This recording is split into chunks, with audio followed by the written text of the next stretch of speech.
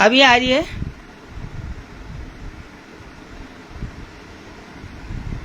अभी आ रही है ना? क्लास कैंसिल हो गई। नहीं, अभी शुरू की है। आ गई आवाज? नहीं दीदी, म्यूट म्यूट दिखाई दे रहा है, आपका माइक ऑफ वापस दिखाई दे रहा है वापस म्यूट। फेसबुक पे। अच्छा।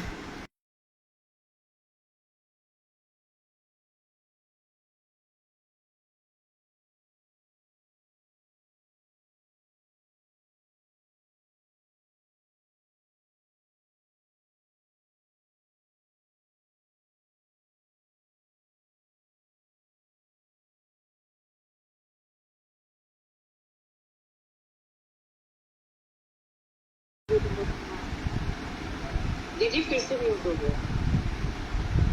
म्यूट हुआ है?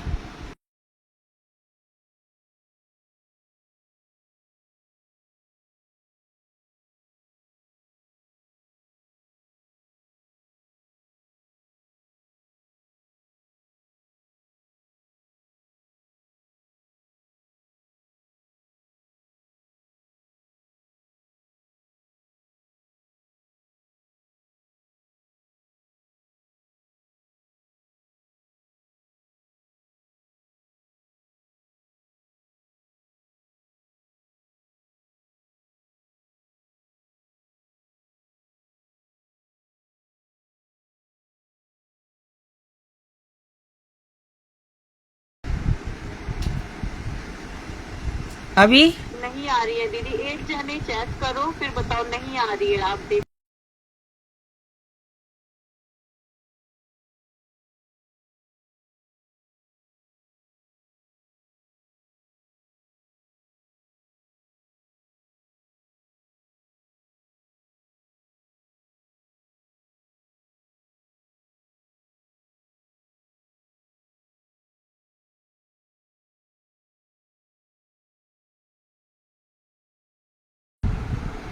दीदी ये आ रही है। अभी आ रही है? दीदी आ रही है तो म्यूट हो गया। दीदी जब आप फोन रखते हैं तब म्यूट हो जाता है। फोन अब म्यूट हो गया कि आ रही है? अब आ गई है दीदी, अब छोड़ दीजिए। आ रही है, आ रही है ना? तब आ गई दीदी। वहाँ पे जो टेलीकास्ट होता है ना, वो थोड़ा पीछे का होता है। वो वहाँ पे ना थोड़ा पीछे का आ रही है, वहाँ पे फेसबुक पे लिख के भेज रहे हैं। आ रही है, देखो। दीदी वहाँ पे ना थोड़ा पहले का टेलीकास्ट होता है, तो इसलिए वो पहले वाला रिस्पॉन्ड बता रहा है कि वो म्यूट है या अनम्यूट है। अब आ गई दीदी, अब क्लास चालू। अभी आ रही है ना? अब दीदी स्टार्ट कर दो। हाँ जी हाँ जी आ गई।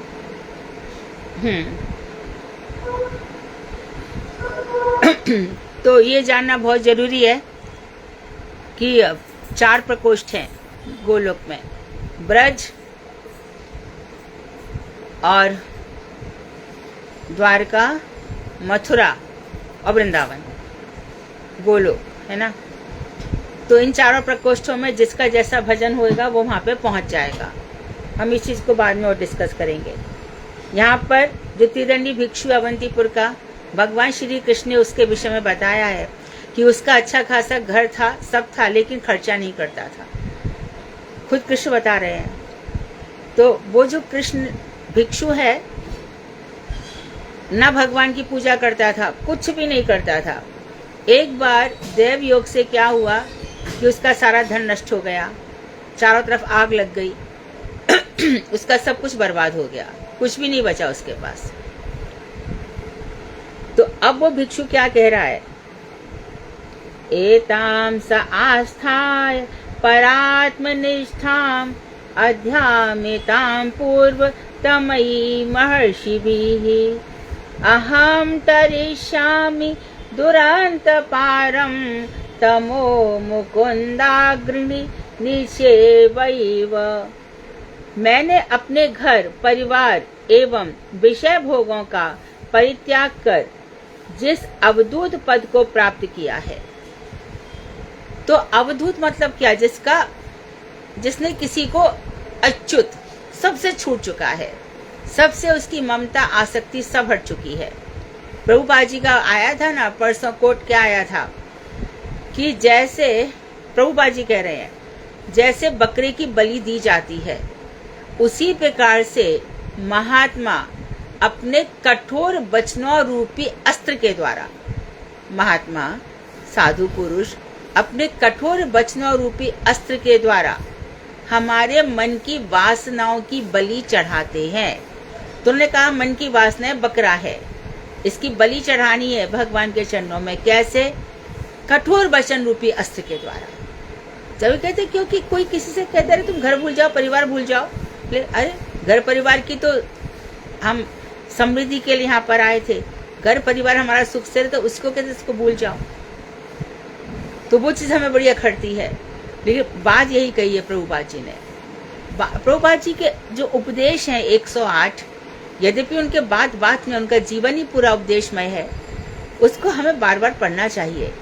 ये वेदांत के चौथे भाग के शुरू में है। हो सकेगा तो इसका कैसे भी करके ना इसकी स्कैनिंग करके हम करवाएंगे और फिर हम पढ़ेंगे भी। तो 108 उसमें प्रभुपाद जी साफ कहते हैं कि हम पत्थर और काष्ठ के कारीगर नहीं है, हम लकड़ी पत्थर बनाने यहाँ पर नहीं आए हैं। और गुरुदेव के 2 दिन पहले के लेक्चर में है कि जब प्रभुपाद जी मठ के समय विपद आई थी, सब अपना अपना मठ बनाने लग गए थे, तब भक्ति रक्षक श्रीधर महाराज प्रभुपाद के पास आए और बोले क्या हो रहा है, ये क्या हो रहा है? प्रभुपाद जी कहने लगे तू अपना घर छोड़कर ये सब देखने आए थे क्या? और मैं यहाँ पर ये सब करने बैठा हूं क्या?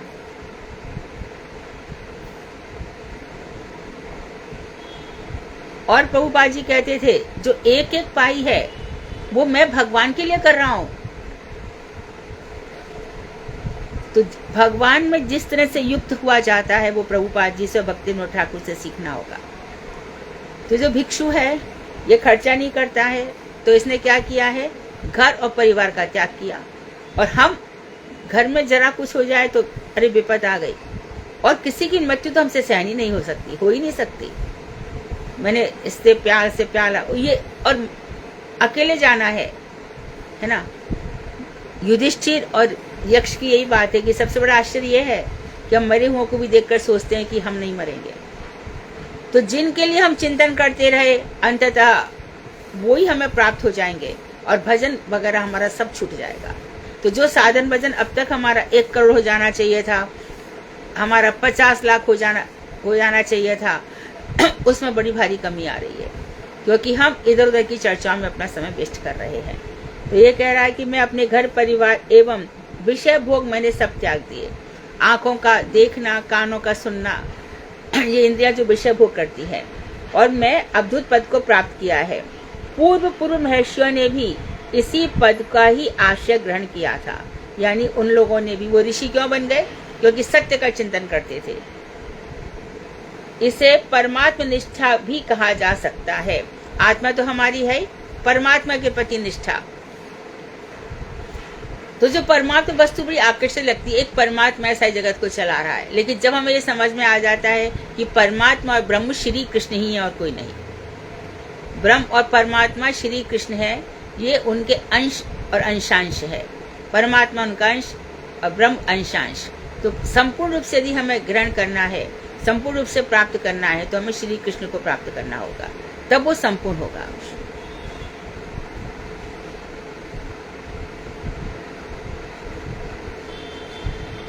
मुझे दृढ़ विश्वास है कि मैं इसके आश्रय में भगवान श्री मुकुंद के चरण कमलों की सेवा निष्ठा द्वारा पार होने में कठिन इस संसार रूपी तम से अवश्य ही पार हो जाऊंगा। तो ये जो संसार है, इसको दुरंत है, इसको पार पाना बहुत मुश्किल है। लेकिन जहाँ श्री कृष्ण की भक्ति हो गई, फिर जो गाय का खुर होता है उसके समान, गौ खुर के समान हम इसको पार कर जाते हैं। नहीं तो यही इस जगत में हमें ऐसा नहीं सोचे कि हम कीट पतंग, सारी देह हमारे सामने, सारे शरीर हमारे सामने खड़े हैं। तो श्री मुकुंद के चरण कमलों की सेवा द्वारा, सेवा क्या है? उनका भजन, भजन करते करते आप देखना आपको बहुत सेवाएं मिल जाएंगी, बहुत सेवाएं प्राप्त होंगी। कभी कोई भक्त आपसे कहेगा दीदी या भाई मेरे लिए ऐसा कर दो, प्रभु जी मेरे लिए ऐसा कर दो, दीदी मेरे, कितनी ही सेवाएं मिल जाएंगी। और वैष्णव सेवा से कभी पीछे मत हटना। आपने श्री मूर्ति की सेवा की ना की कोई फर्क नहीं पड़ेगा। कृष्ण क्या कहते हैं, दास अनुदास अनुदास, मेरे भक्तों की सेवा करो। और विशेष रूप से जो मेरे भक्त हैं उनके भक्तों के भक्तों की भक्तों की सेवा करो। तो उनकी सेवा निष्ठा द्वारा, और सेवा में हमारी पूर्ण श्रद्धा हो। सेवा कर दियो भूल, ऐसा नहीं, सेवा फल जरूर देगी। हर कर्म हमारा फल देता है, कुछ भी करें हम। यदि नींद नहीं आए और तो क्या फल होगा, देखो पूरे दिन सिर में दर्द हो जाएगा। हर चीज, खाना पीना, खाना नहीं खाएंगे तो भूखे भजन, भूखे पेट ना भजे गोपाला, ले लो अपनी कंठी माला। सब चीज कर्म में चलती जाएगी। तो पार होने में तो बहुत ही कठिन है, मैं इस संसार को पार कर जाऊंगा। अब 11वें स्कंध में 9वें योगीश्वर कर भाजन क्या कह रहे हैं, स्वपाद मूलम भजतः प्रियस्य त्यक्तान भावस्य हरि परेशः विकर्मयचोत्पतितं कथंचित् दोनोति सर्वं हृदि सन्निविष्टः।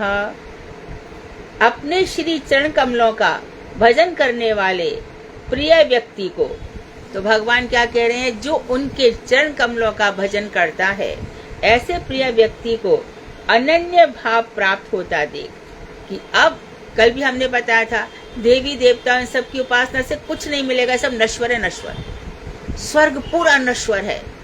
अभी जब ये होगा ना प्रलय, सब नष्ट हो जाएंगे, कुछ नहीं बचेगा। जब सबका समय आता है, अभी आपने अभी देखा केदारनाथ में कितने ही पत्थर गिर गए थे, समय आ गया था उनका। सब काल का प्रभाव चल रहा है और अभी भी सृष्टि में बार बार पढ़ रहे हैं, काल कर्म प्रकृति। कोई भी मनुष्य है वो किस काल क्रम में जन्म लेगा और किस काल क्रम में मर जाएगा। अभी जो हम सबका एक साथ जमावड़ा है, हम में से अब सब अपनी अपनी जैसी जिसका भजन रहेगा, जैसी सेवा निष्ठा रहेगी, उस हिसाब से हो सकता है कोई व्यक्ति बहुत समय तक चंद्रमंडल में रह जाए, कोई व्यक्ति बहुत समय तक सूर्यमंडल में रह जाए, कोई व्यक्ति हो सकता है प्रलय तक ब्रह्मा जी के लोक में रह जाए।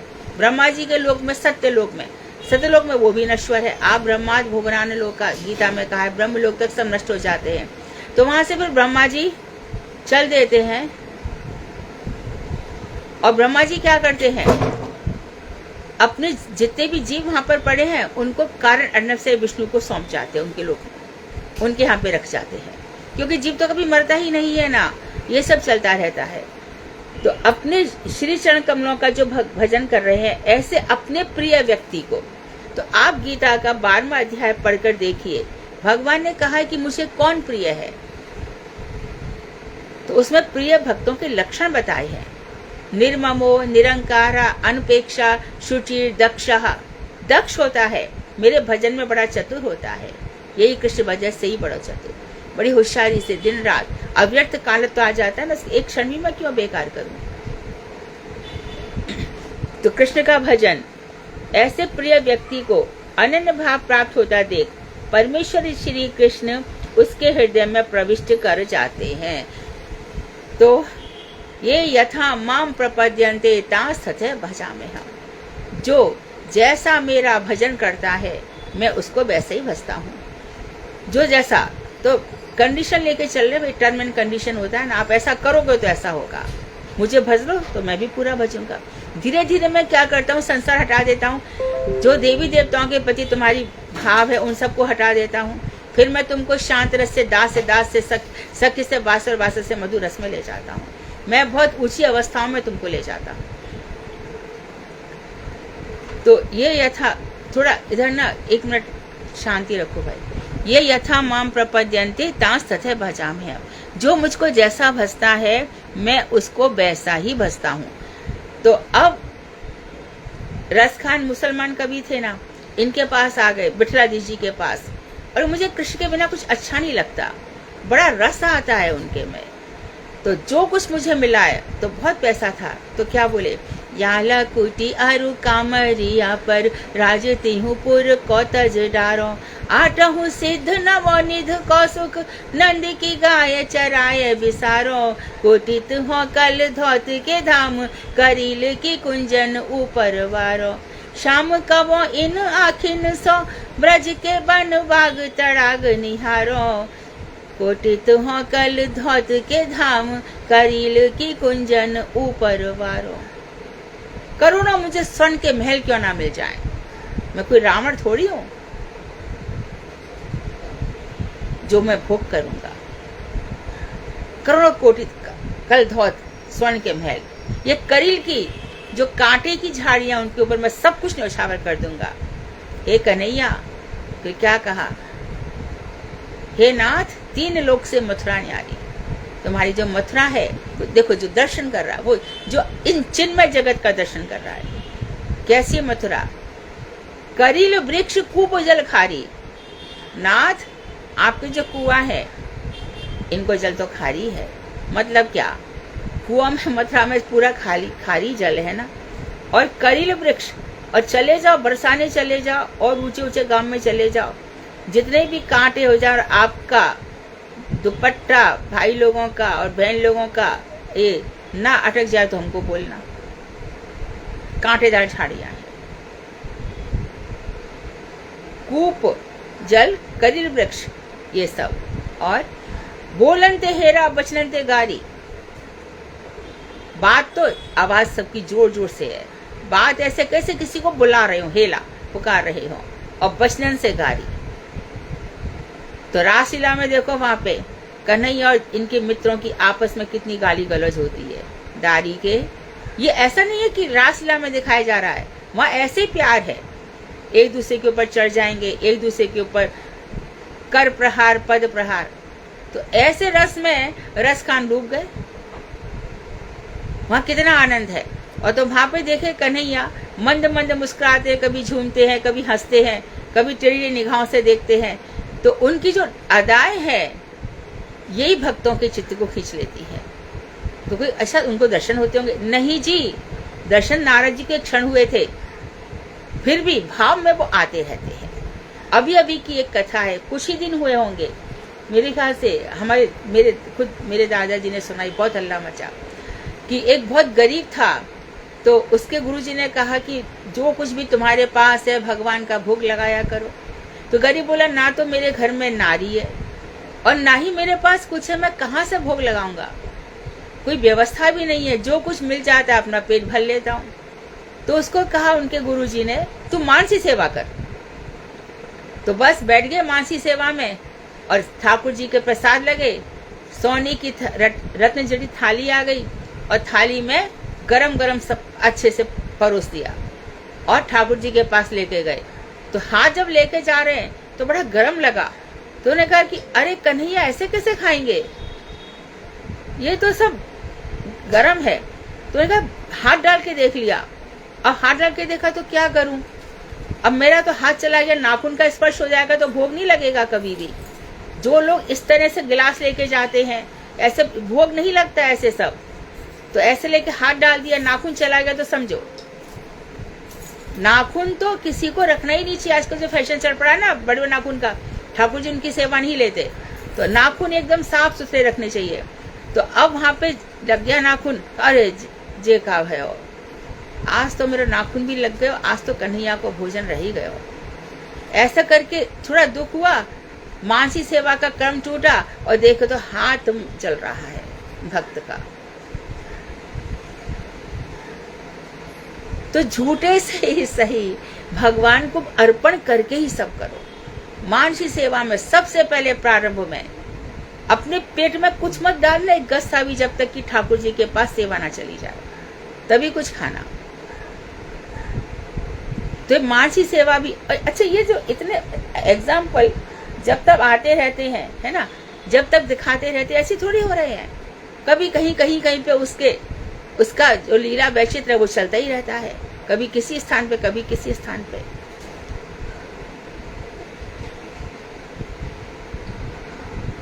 तो श्री कृष्ण उनके हृदय में प्रविष्ट कर जाते हैं। और 12वें अध्याय में अभी फ्राइडे को 10 मिनट का समय देंगे। 12वें अध्याय में आप सब मेरे को ये बताएंगे कि भगवान ने कौन कौन से गुण बताए ये भक्तों में होने चाहिए जिससे हम भगवान के प्रिय हो सकते हैं। सब एक एक करके बताएंगे। कल हमारे पास 2 सजेशन आए कि आपने 1-1 से 4 चल लिया, नहीं लेना चाहिए था, 1 से 2-2 लेना चाहिए था, क्योंकि काफी लोगों ने उत्तर तैयार किए थे, उनको बोलने का अवसर नहीं मिल सका।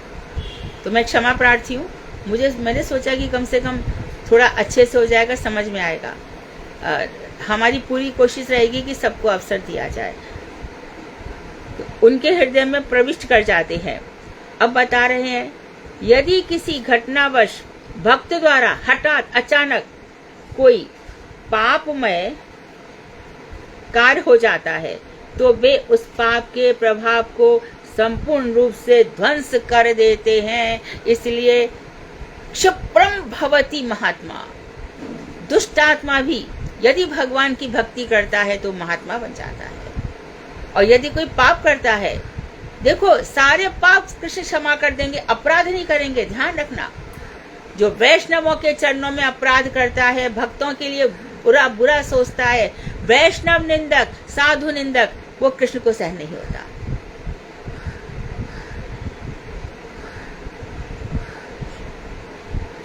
पाप कृष्ण क्षमा कर देंगे। इसका गुण तात्पर्य यह है कि जो व्यक्ति सुकृति के फलस्वरूप श्रद्धावान होकर, बहुत सारी सुकृति हो गई है। सुकृति ऐसी भी है कि जैसे कि सपोज तुम लोग करते हो, अरे कथा अच्छी सुना करो, ये तुम्हारी सुकृति बन गई। जाकर के तुमने सुनाया, आज कथा में हमने ये सुना, ये सुकृति बन गई। क्योंकि मन विषयों को ग्रहण करता ही है। मन जिस तरह से बुरी चीजों को ग्रहण करता है, उस पर अच्छी चीजों को भी, तो वो सुकृति हो जाती है। तो श्रद्धावान होकर निष्ठा पूर्वक हरि भजन में प्रवृत्त हो जाते हैं। तो इसका तात्पर्य यह है कि पाप को भगवान नष्ट कर देते हैं, सुकृतियां बच जाती हैं। सुकृतियों का फल क्या होता है कि भगवान अपनी ओर आकर्षित कर लेते हैं। तो जो व्यक्ति सुकृति करता है, उसके फलस्वरूप उसके अंदर श्रद्धा जागती है। सुकृति अच्छे कार्य। अच्छे कार्य क्या है? भक्ति, भजन संबंधी, सेवा कार्य, ये सब करता है। झाड़ू, एक ध्यान रखना पड़ेगा, झाड़ू लगने से भी राधा जी के चरणों के नूपुर के दर्शन होते हैं और राधा जी के भी दर्शन हो जाते हैं। तो श्रद्धावान होकर हरि भजन में प्रवृत्त होते हैं। अच्छा, उनके पूर्व पाप पहले ही तो दूर हो जाते हैं और पुण्य पाप की प्रवृत्ति ना रहती है और पुण्य करने की प्रवृत्ति भी नष्ट हो जाती है। मैं भंडारा खोल दूं, मैं यहाँ पे ये लगा दूं, वो लगा दूं, ये सब उसके खत्म हो जाते हैं। जो कुछ होगा ठाकुर जी का प्रसाद होगा। प्रसाद सेवा करूंगा मैं, प्रसाद सबको दूंगा। प्रसाद के रूप में आप खूब बांटो, लेकिन और वो भी, उसमें भी शर्त ये होनी चाहिए, अपने मन को समझाओ। अरे मन, कभी भी ये मत सोचना ये शरीर का जो क्या बोलते हैं उसको, अभिमान न रह जाए। अभिमान न रह जाए कि मैंने ये किया। शरीर के मान, तो आपने जो किया सब नष्ट हो गया। सम्मान के लिए किया, क्योंकि जब अंतर्यामी भगवान सब जानते हैं तो हमें समाज में सम्मान क्यों चाहिए? उनको क्या नहीं पता है? तो फिर वो सुकृति हमारी बची रह जाती है, नहीं तो कैश हो जाती है। तो जो पाप उनसे कभी होते ही नहीं, ना पुण्य होते हैं ना पाप। यदि घटनाक्रम से कोई पाप कार्य हो भी जाए तो श्री कृष्ण उसे ध्वंस कर देते हैं। इसलिए भक्तों को किसी प्रकार के प्रायश्चित करने की आवश्यकता नहीं रहती।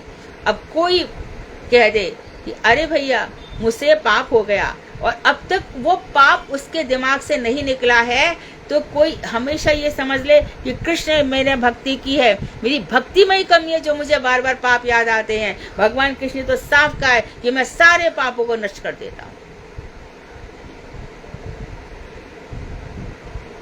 लेकिन भगवान के नाम पर पाप किए तो मरोगे, वो बहुत बड़ा नाम अपराध है। हो गए, अब समझ में आ गया, अब नहीं करूंगा, अब ऐसा कभी नहीं करूंगा, तो हो जाएगा। तो पाप तो हुए हैं, पर वो पाप बहुत ही, ऐसा नहीं है कि किया हुआ सब किया, पर भगवान नष्ट कर देंगे भक्ति के बल पर। अब इस चीज को जो सारी व्यवस्था संसार में भगवान की है, हम क्वेश्चन कैसे कर सकते हैं? सामने विष्णु सहस्त्र नाम पढ़ा जा रहा है और भीष्म बांशिया पे लेटे हुए हैं।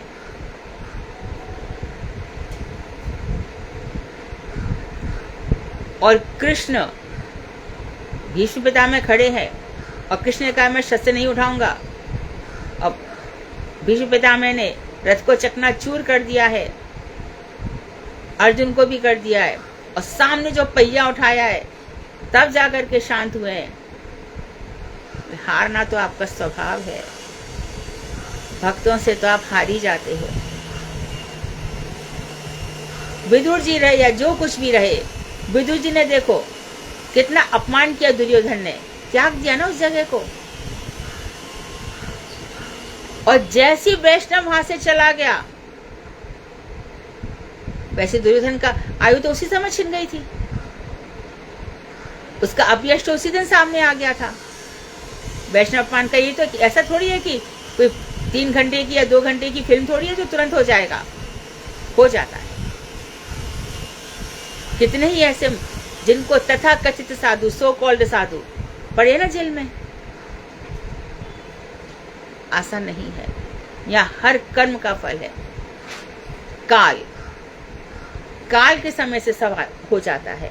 इसलिए भक्तों को किसी प्रकार का प्रायश्चित, ये मुझसे पाप हो गया, इसका क्या प्रायश्चित करूं, मुझसे पाप हो गया। भागवत कोई पाप के लिए होती है क्या?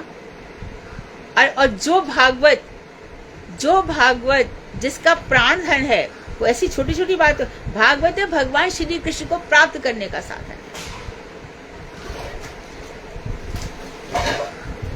धुंधुकारी मर गया था, उसका कहीं भी कल्याण नहीं हो रहा था, प्रेत योनि मिल गई थी, तब से विधान है कि भाई भागवत सुना दो।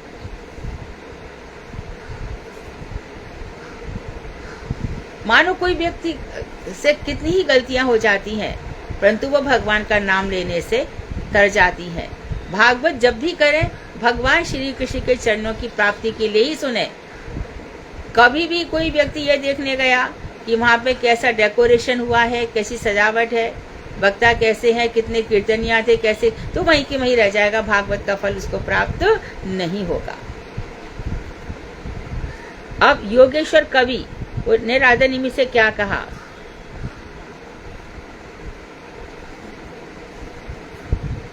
इत्याच्युतांग्री, अंग्री कहते चरण कमल को, भजतो नुव्रत्या भक्ति विरक्ति भगवत प्रबोधः भवन्ति वै भागवतस्य राजन् ततः पराम शांति मुपैति साक्षात।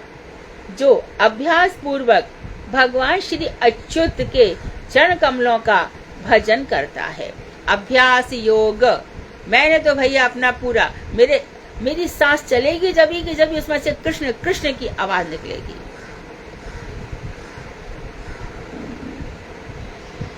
रोम रोम में से, हनुमान जी के रोम रोम में से राम ने, तो हमारी तो दास भक्ति से बहुत ऊंची भक्ति है। हृदय का हर स्पंदन, हर धड़कन कृष्ण के लिए है। जितना जीवन दिया है उतना कृष्ण कृष्ण कहेंगे, और कृष्ण कृष्ण ना कहेंगे अरे भैया आजकल इतनी कैंसर की बीमारी फैल रही है, इतने पैरालिसिस हो रहे हैं, और उन्हीं का चिंतन। अरे क्यों, पागल हो क्या? भगवान का चिंतन करो, कोई जरूरत नहीं है बुरा सोचने की। काहे के लिए सोचना है? जिसका जो हो रहा होगा। हमारा जो होना है होगा। कृष्ण चिंतन करो, ध्यान मत करो। जो भी बीमारी होती है ऐसा लगता है, जो भी नरक होता है तो ये नरक तो मुझे ही मिलेगा। नहीं नहीं, जिस भगवान ने नरक बताया उन्होंने तो ये कहा है ना कि मेरा नाम ले लो सब कुछ ठीक हो जाएगा। तो बुरी बातें कभी भी नेगेटिव नहीं लाना चाहिए। नेगेटिव एनर्जी ठाकुर जी के सामने एक धूप बत्ती जलाओ। ये सब हृदय में बाहर की बात ही जले ना जले, हृदय में प्रेम की बात ही जलती रहनी चाहिए। हृदय आपका पात्र है, दीपक है।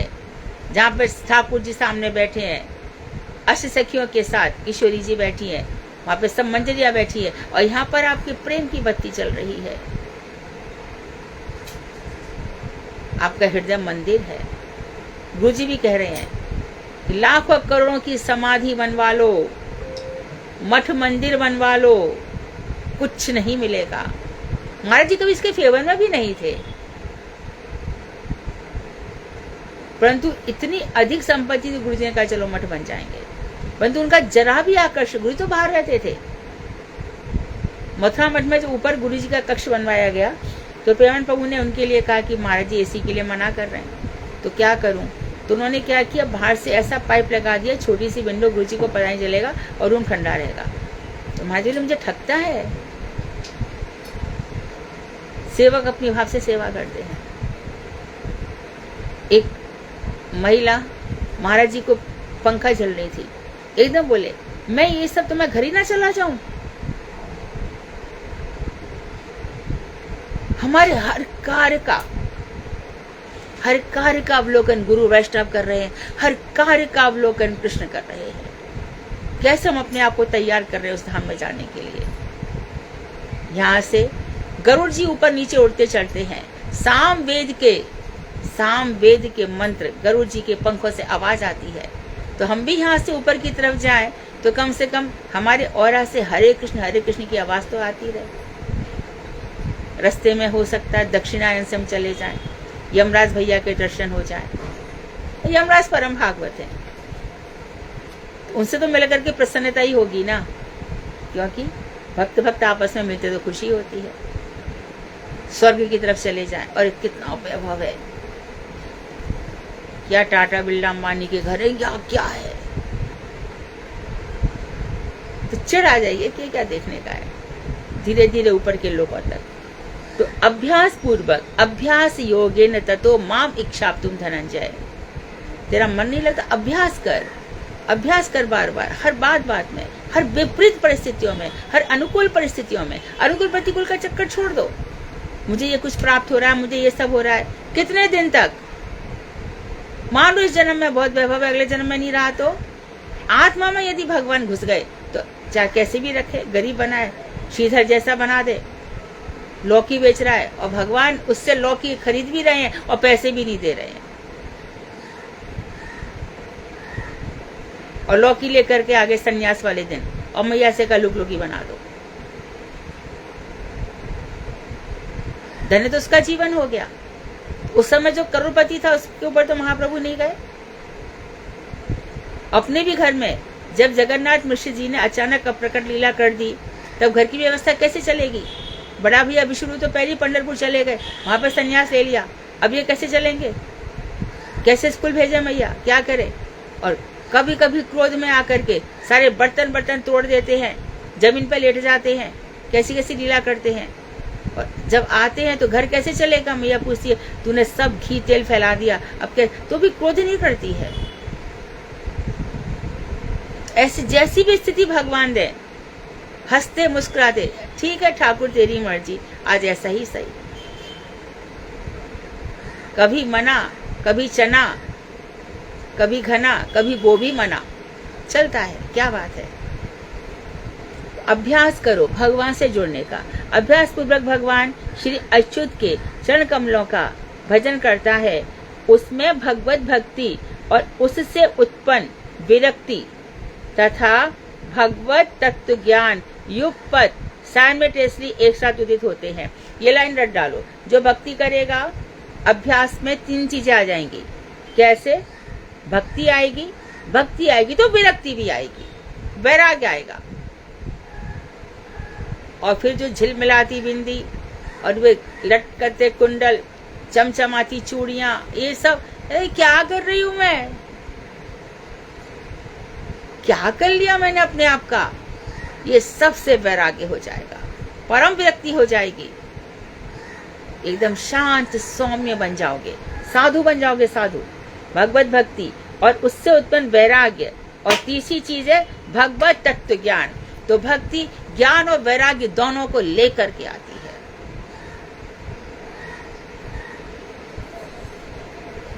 भक्ति के ज्ञान और वैराग्य ये दोनों रहेंगे। जहाँ भक्ति है वहाँ ज्ञान और वैराग्य रहेगा ही रहेगा। खाना खाने से जैसे भूख की निवृत्ति हो जाती है, भूख मिट जाती है और तृप्ति हो जाती है, इसी प्रकार से तो ये तीनों एक साथ होंगे। और वह क्रमशः भगवत प्रेम रूप साक्षात पराशांति को प्राप्त करता है। पराशांति का अर्थ क्या है? भगवान से प्रीति हो जाती है। श्याम मन श्याम तन श्याम ही हमारो धन, उधो आठो याम हम श्याम ही सो काम है। श्याम ने है श्याम दे है श्याम ही हमारो गेह, योग कहाँ राखे जहाँ रोम रोम श्याम। हाय रोम रोम में श्याम, हमें कुछ नहीं चाहिए। उद्धव क्या सिखाने आए हो? उद्धव बोले कैसी बात कर रहे हो, कृष्ण तुमको पाती भेजी है। और पाती में क्या लिखा था? हमने बहुत रिसर्च करी, पाती में क्या लिखा था? तो उसमें लिखा था ब्रह्म का चिंतन करो, मेरा चिंतन मत करो। गोपियों को फुसलाया।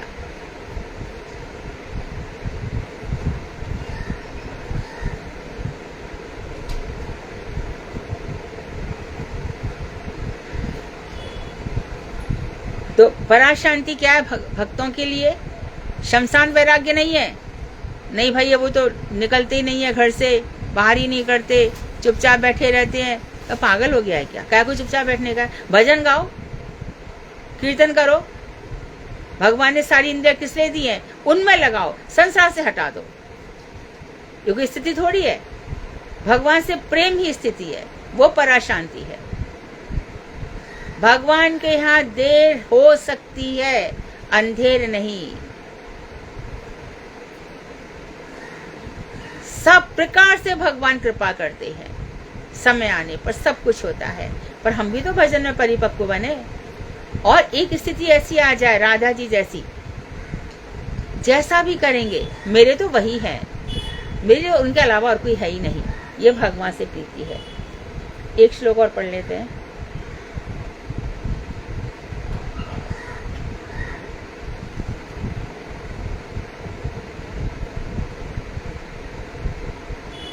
पूरे 4 बज गए हैं ना,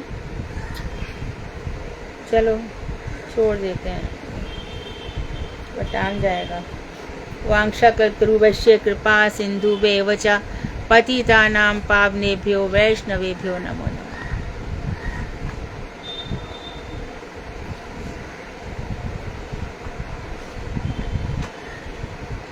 प्रश्न है कोई? हाँ धन्यवाद। जैसे हमें किया कि जैसे भगवत भक्ति हुई और भगवत भक्ति से विरक्ति हुई, तो विरक्ति के बाद ज्ञान हुआ, तो कृपया आप आवाज थोड़ा ठीक करें, आवाज कुछ नहीं आ रही।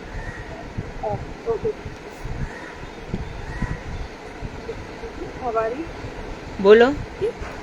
हाँ बोलो।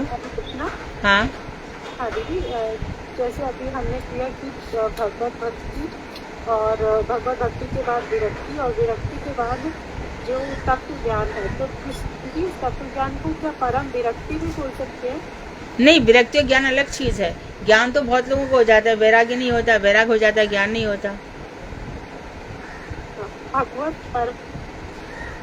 परम विरक्ति नहीं बोलेगा ना, ये तो सिर्फ भगवत ज्ञान ही बोलेगा ना। भगवत ज्ञान। और पराशांति हो गया जब भगवान से। यहाँ पे पराशांति बताया, प्रेम को बताया था ना, उसको शमशान वैराग्य नहीं समझ लेना चाहिए।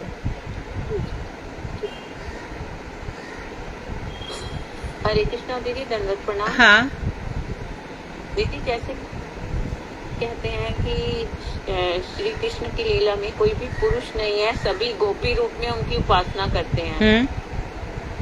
तो क्या जैसे महाप्रभु की उपासना जो लेडीज हैं वो जेंट्स के रूप में नहीं कर सकती क्या? हम सबके सभी रूप हो सकते हैं। महाप्रभु की सेवा में सभी रूप में जा सकते हैं।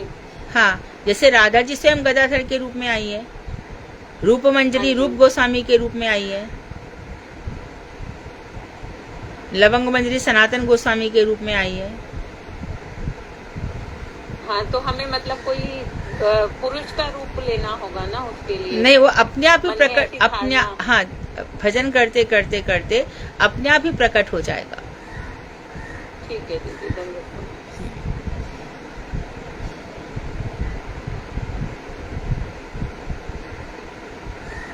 सभी सखिया ललिता, विशाखा, राय, रामानंद, सर्व, दामोदर, ये सब बनकर आए ना।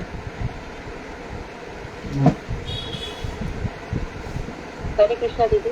हाँ, दीदी परात्म निष्ठा का क्या मीनिंग है? परमात्मा कृष्ण है, जो वही परमात्मा है।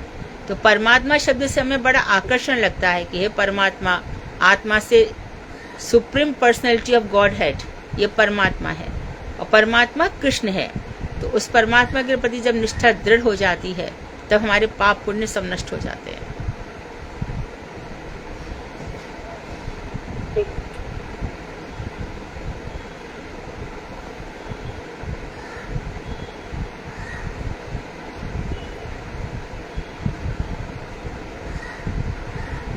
और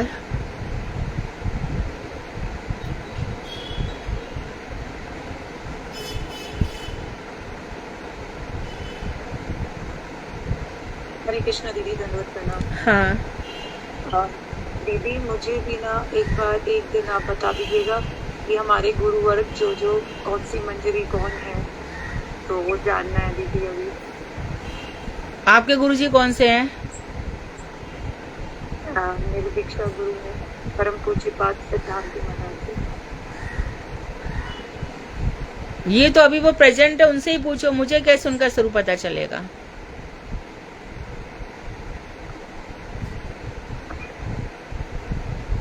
दीदी जैसे रूप आपने बताया कि जैसे रूप गोस्वामी, सनातन गोस्वामी, उनके इनकी तुलना थोड़ी होती है। नहीं दीदी, वो नहीं, मैं ये नहीं पूछ रही दीदी। मेरा मतलब है कि सारे जो गुरुवर्ग होते हैं ना, पहले जो हमारी गुरु परंपरा से रिलेटेड हैं, तो वो मंजरियां बन के आई हैं। आप बता दोगे ये मंजरी थी, वो मंजरी थी, इसलिए वो मैं पूछना चाहती। देखो, वो जो हम जिनकी बातें कर रहे हैं ना, वो गौर गरुड़ दीपिका में उनका नाम बताया गया है। चक्रवर्ती ठाकुर ने वो ग्रंथ लिखे हैं, ये मेरे द्वारा बताए हुए नहीं है। जो लिखे हुए ग्रंथ में उसमें से बोल रही हूँ। गौर गरुड़ेश दीपिका में उनके विषय में बताया गया है। अभी प्रेजेंट में तो कितने सारे गुरु हैं, कितने ही गुरु हैं। हरे कृष्णा दीदी।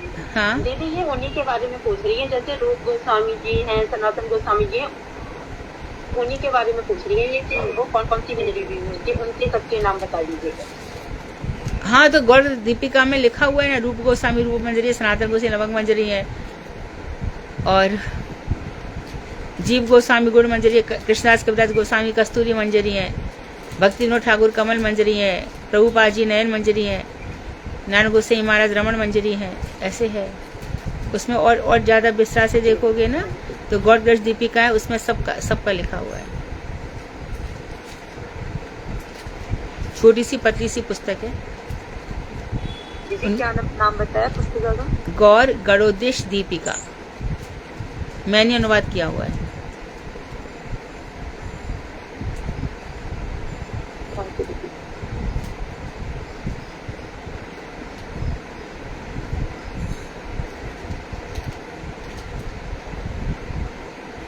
कृष्ण गरुड़ेश दीपिका भी है। यहाँ पर जो जितनी भी सखियां हैं उनका परिचय है, जिसमें सुदेवी रंगदेवी जुड़वा बहनें हैं, ये सब वहीं से पता चलता है ना। पढ़ लो, छोटी छोटी पुस्तकें अच्छी हैं, भजन के लिए अच्छी हैं।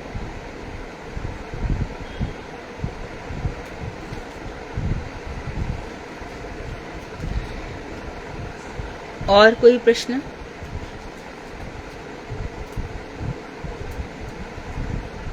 हरे कृष्ण। हाँ, यहाँ पर कह रहे हैं कि जो श्रद्धावान होकर निष्ठा पूर्वक हरि भजन करता है तो उसके पूर्व पाप भी नष्ट हो जाते हैं और प्रवृत्ति भी नहीं रहती और आगे भी पाप नहीं होते। तो ये निष्ठा पूर्वक भजन जो साधन भक्ति का उनको निष्ठा, ये वो वाला निष्ठा है स्तर। हाँ वही, हाँ बिल्कुल बिल्कुल, दृढ़ विश्वास के साथ निष्ठा ही भक्ति की रीढ़ है। भक्ति की यानी कि भजन क्रिया, अर्थ अभी तो हमारे अनर्थ ही नहीं जाते ना। अनर्थ ही नहीं मिट रहे हैं अभी हमारे। उसके बाद जो निष्ठा है अनर्थ मिटने के बाद, उससे फिर भक्ति आगे बढ़ जाती है, दृढ़ विश्वास। अब भगवान ही मेरे सब कुछ है, उनके अतिरिक्त मेरा कोई नहीं है, तो विरक्ति आ जाती है। सब निष्ठा के लक्षण हैं। भक्ति रसामृत सिंधु में सबके लक्षण दिए गए हैं। रुचि क्या है, निष्ठा क्या है, आसक्ति क्या है। ठीक है दीदी, हरे कृष्ण, दंडवत।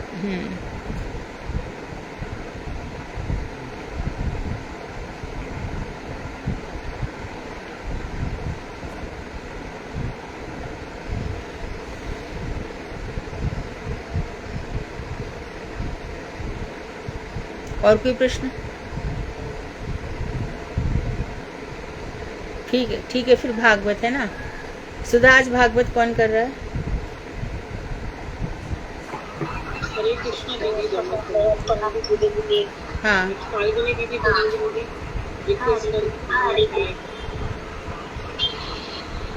हरे कृष्ण दीदी, दंडवत प्रणाम। श्रीमद् भागवत द्वितीय स्कंद नवम अध्याय, पेज नंबर 347। राजा परीक्षित। अरे अपने गुरुजी को तो प्रणाम करो कम से कम, जो बोलने की शक्ति तुम्हें देंगे। हाँ।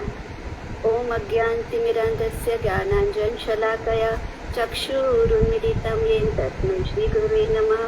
सर्वप्रथम मैं अपने गुरुदेव श्रीमद् भक्ति वेदांत नारायण गोस्वामी महाराज, दीक्षा गुरु श्री श्रीमद् भक्ति वेदांत गोसाई महाराज और शिक्षा गुरु श्री श्रीमती मधु दीदी के श्री चरणों में असंख्य कोटि दंडवत प्रणाम करती हूँ और अहेतुक कृपा की वांछा करती हूँ।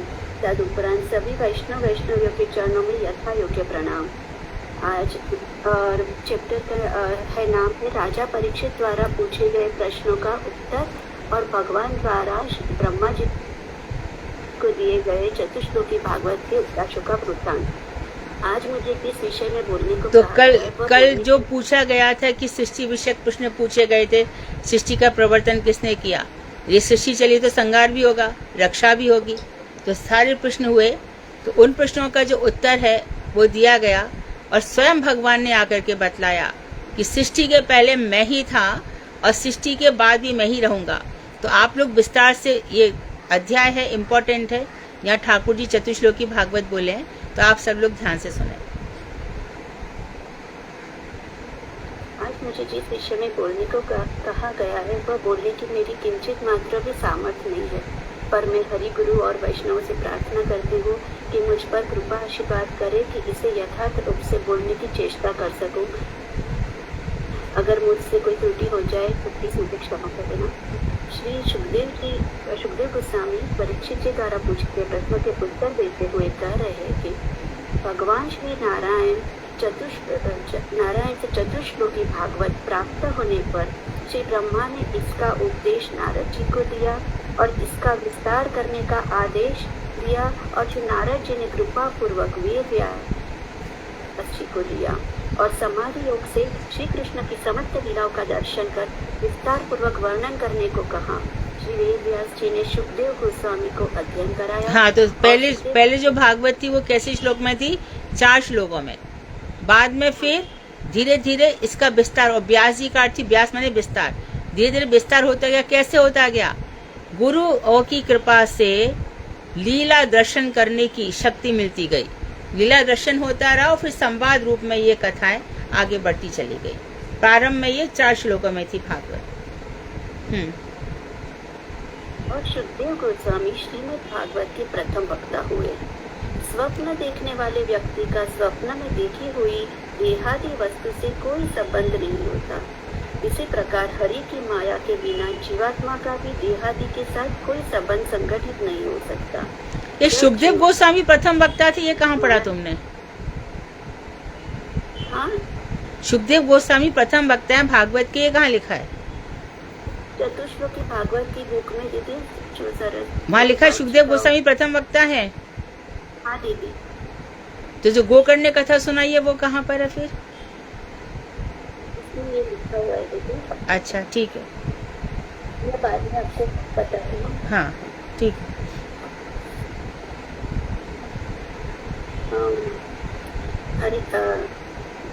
स्वप्न देखने वाले व्यक्ति का स्वप्न में देखी हुई देहादि वस्तु से कोई संबंध नहीं होता, उसी प्रकार हरि की माया के बिना जीवात्मा का भी देहादि के साथ कोई संबंध संगठित नहीं हो सकता।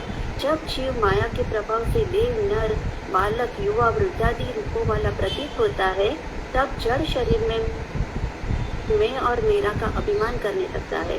किंतु जिस समय कृष्ण दासत्व में अनुरक्त होकर हो जाता है अथवा भगवान से ही प्रेम करने लगता है, तब उसका मोह दूर हो जाता है और मैं और मेरा का परित्याग कर जीवात्मा स्वरूप में अवस्थित हो जाता है। सुखदेव जी कह रहे हैं कि भगवान श्री हरि ने ब्रह्मा जी की तपस्या से संतुष्ट होकर जो ज्ञान दिया वह मैं तुम्हें बतलाता हूँ। ब्रह्मा जी जब पद्मासन में बैठकर विचार करने लगे कि किस प्रकार जगत की सृष्टि की जाए, तब जल के भीतर से तप शब्द सुना। यद्यपि उन्होंने थोड़ा धीरे बोलो, नहीं तो समझ में ही नहीं आएगा। थोड़ा धीरे बोलो। हाँ, जब भगवान श्री हरि ने ब्रह्मा जी की तपस्या से संतुष्ट होकर जो ज्ञान दिया वह मैं तुम्हें बतलाता हूँ। ब्रह्मा जी जब पद्मासन में बैठकर विचार करने लगे कि किस प्रकार जगत की सृष्टि की जाए, तब जल के भीतर से तब शब्द सुनाई दिया। यद्यपि उन्होंने ध्यान दें कि ब्रह्मा जी एकदम स्वस्तिक आसन में बैठे विचार कर रहे हैं, जगत की सृष्टि कैसे करूं। तब जल की लहरों से आवाज आई है, तप तप तप करो, तप करो। उससे ब्रह्मा जी को मानो तपस्या में नियुक्त होने की साक्षात प्रेरणा प्राप्त हुई। तब श्री ब्रह्मा ने स्थिर चित्त से 1000 दिव्य वर्षों तक तपस्या की।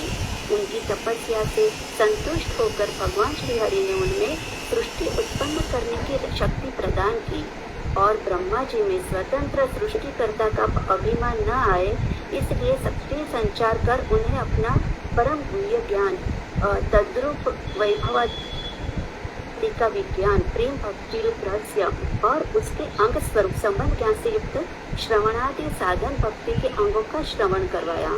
और ठीक, अच्छा बता रही हो।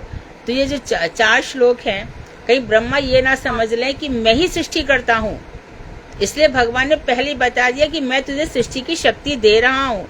और जब ब्रह्मा जी सृष्टि करने लगे, तो ये वेदांत का लिखा हुआ बोल रही हूँ मैं, तो उसमें ब्रह्मा जी को समझ में नहीं आया कि घोड़ा कैसे होता है, ऊंट कैसे होता है, खच्चर कैसे होता है, जल के प्राणी कैसे होते हैं। तब भगवान ने जो अनादिकाल से सृष्टि चलती चली आ रही है, तो उनको ध्यान आया और जितने भी जीव थे उन सबका फीडबैक था, वहां पर सबका फीडबैक था। इसको ये योनि जाएगा, इसकी ये योनि जाएगी, क्योंकि जगत में पहले ऐसा तो नहीं था कि खाली मनुष्य हो गए। जगत में शुरू से 84 लाख योनियां रही, शुरू से 84 लाख योनियां रही। तो किसको कौन सी योनि मिलेगी, ये फीडबैक तो होना ही चाहिए था। तो कितने सारे ब्रह्मा जी हो गए हैं और ये सृष्टि ऐसे चल रही है। तो इसका बताया गया कि पहले बीज हुआ कि पहले पेड़ हुआ, पेड़ आया कि बीज आया। इसी प्रकार से मनुष्य कौन सा कर्म कर गया। लेकिन भक्तिविनोद ठाकुर ने इसका उत्तर दिया है कि जिस समय जीव निकलता है तटस्थ शक्ति से, तो चित जगत अचित जगत ठाकुर जी दोनों उसके सामने रखते हैं और उसको स्वतंत्र शक्ति दे देते हैं, जा तेरे को जैसा बनना है बन जा। और कहीं ब्रह्मा को अभिमान ना हो जाए, इसलिए भगवान उनको समझा रहे हैं। हाँ, और फिर महावैकुंठ धाम भी दिखलाया, जिसमें क्लेश से उत्पन्न मोह और भय नहीं है, शुद्ध सत्य वर्तमान है। वहाँ वैकुंठ का अर्थ क्या हो गया? वैकुंठ, जहाँ सारी कुंठाएं चली गई है, न क्लेश है, ना मोह है, ना जरा है, ना व्याधि है, कुछ भी नहीं है, ऐसा वैकुंठ धाम है। वो महावैकुंठ धाम उनको दिखाया। हाँ,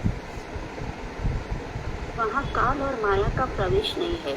वहाँ देवता और असुर दोनों के द्वारा वंदित पार्षदगण विराजमान रहते हैं। वहाँ महात्माओं की देदीप्यमान विमानों और वरांगनाओं की परमोज्वल कांति से युक्त रहता है। तुमने क्या बोला? देवता और असुरों द्वारा वंदित। महावैकुंठ धाम में कौन कौन रहते? देवता और असुरों द्वारा वंदित पार्षदगण। ठीक है, ठीक है, ठीक है। वहाँ लक्ष्मी देवी अपनी सहचरी विभूतियों के साथ भगवान श्री हरि की पूजा करती है और वहाँ समस्त भक्तों के वल्लभ यज्ञपति, जगतपति, लक्ष्मीपति विभु भगवान विराजमान है। भगवान श्री हरि सेवकों पर अपनी कृपा का वितरण करने के लिए उपस्थित रहे इनकी चितवन बड़ी मनमोहक है और आनंद विधान करती है। उनके वक्षस्थल पर श्री लक्ष्मी देवी समलंकृत रहकर सदा विराजमान रहती है। तब भगवान श्री हरि ब्रह्मा जी से प्रसन्न होकर कहने लगे, हे वेद गर्भ, तुमने तपस्या करके मुझे संतुष्ट किया है, तुम मुझसे अभिलषित वस्तु मांग लो। तब ब्रह्मा जी ने कहा, हे भगवान, आप सबकी हृदय कंदराओं में अंतर्यामी रूप से विराजित रहते हैं। मैं क्या करने चाहता हूँ इससे आप अवगत ही है, तथापि मैं आपसे याचना करता हूँ कि आपके अप्राकृत और प्राकृत इन दोनों रूपों को मैं जान सकूं और आलस्य त्याग करके आपके द्वारा दी गई उपदेश रूप आज्ञा का निश्चित रूप से पालन कर सकूं। श्री भगवान के द्वारा ब्रह्मा को प्रदत्त साक्षात ज्ञान को ही चतुश्लोकी भागवत कहते हैं। यह श्रीमद् भागवत की मूल सूत्रावली है। पहले 2 श्लोकों द्वारा संबंध तत्व, तीसरे श्लोक द्वारा प्रयोजन तत्व और चतुर्थ श्लोक द्वारा अभिधेय तत्व का निरूपण हुआ है। समग्र तो प्रथम 2 जो श्लोक हैं इससे हमारा भगवान के साथ क्या संबंध है, जो ठाकुर जी ने खुद ही बताया है, और चतुश्लोकी का तीसरा श्लोक प्रयोजन है और चौथा श्लोक अभिधेय है। ठीक है। समग्र ऋग्वेद का संक्षिप्त स्वरूप जो प्रथम मंत्र है वो चतुश्लोकी भागवत के प्रथम श्लोक में है। यजुर्वेद का संक्षिप्त स्वरूप जो प्रथम मंत्र है वह द्वितीय श्लोक में है। अथर्ववेद का प्रथम मंत्र जो है वो तृतीय श्लोक में है और सामवेद का प्रथम मंत्र चतुर्थ श्लोक में है। ये जो पढ़ रही हैं ये हमारे मठ से चतुश्लोकी भागवत ग्रंथ निकला है, उसमें से इन्होंने संग्रह किया। ठीक है फाल्गुनी? हाँ दीदी, हाँ दीदी। हाँ, उसमें ये बताया गया है कि पहला श्लोक कौन से वेद का सार है? ऋग्वेद का। ऋग्वेद का सबसे प्रथम। किसका? ऋग्वेद का। हाँ, ऋग्वेद का। और दूसरा वाला है यजुर्वेद का। हाँ, और तीसरा अथर्ववेद और चौथा सामवेद का। और चौथा सामवेद। हाँ, इस तरह से ये जो हम ये 4 मंत्र पढ़ लेते समझो हमारा वेदों का, समस्त वेदों का पढ़ना भी हो गया। तो चतुश्लोकी भागवत, इसलिए मैं बार बार कहती हूँ चतुश्लोकी भागवत रोज पढ़ो, भागवत का पढ़ना भी हो जाएगा और चतुश्लोकी गीता भी रोज पढ़ो। तो कल वो चतुश्लोकी भागवत डालिए ना, शैला जी ने भेजा था, तुम लोग उसमें से पढ़ सकते हो। तो चतुश्लोकी भागवत हमारे मठ से निकली है। मुझे कहने का मन कर रहा है ना, कि जब मैं भागवत का अनुवाद कर रही थी ना, तो ये चतुश्लोकी भागवत पे मेरी कलम अटक गई, क्या करूं क्या नहीं करूं, ये तो बहुत सारा वर्णन आ रहा है इसमें। तो परम गुरुदेव की आज्ञा हुई कि चतुश्लोकी भागवत करनी है, और उस समय वो चिकनगुनिया चल रहा था।